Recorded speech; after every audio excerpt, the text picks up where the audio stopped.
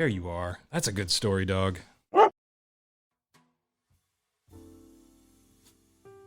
Chapter 4. The Shadow with Sharp Claws.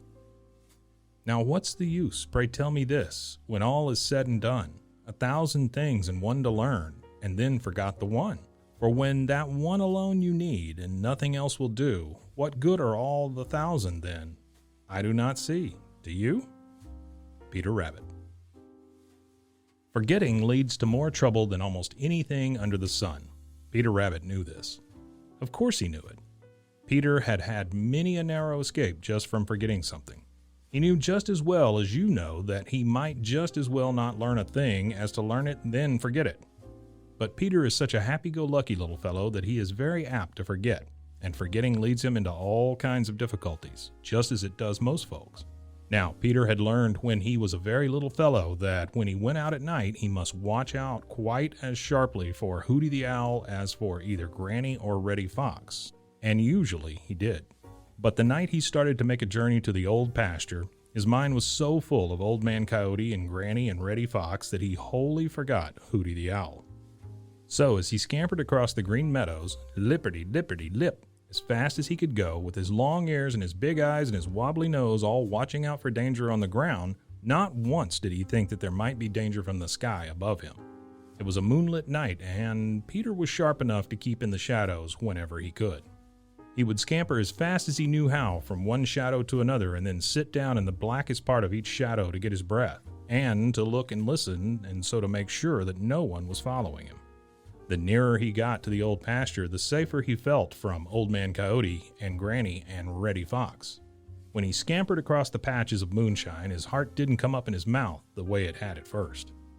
He grew bolder and bolder. Once or twice he stopped for a mouthful of sweet clover.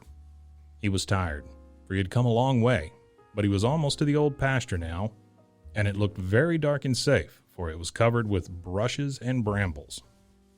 Plenty of hiding places there, thought Peter. It really looks as safe as the dear old briar patch. No one will ever think to look for me way off here. Just then he spied a patch of sweet clover out in the moonlight. His mouth began to water. I'll just fill my stomach before I go into the old pasture, for there may not be any clover there, said Peter. You'd better be careful, Peter Rabbit, said a wee warning voice inside him. Pooh, said Peter. There's nothing to be afraid of way up here. A shadow drifted across the sweet clover patch. Peter saw it. That must be made by a cloud crossing the moon, said Peter. And he was so sure of it that he didn't even look up to see, but boldly hopped out to fill his stomach. Just as he reached the patch of clover, the shadow drifted over it again. Then all in a flash, a terrible thought entered Peter's head. He didn't stop to look up. He suddenly sprang sideways, and even as he did so, sharp claws tore his coat and hurt him dreadfully. He twisted and dodged and jumped and turned this way and that way, and all the time the shadow followed him. Once again, sharp claws tore his coat and made him squeal with pain. At last, when his breath was almost gone, he reached the edge of the old pasture and dived under a friendly old bramble bush. Oh, sobbed Peter, I forgot all about Hooty the Owl. Besides, I didn't suppose he ever came way up here.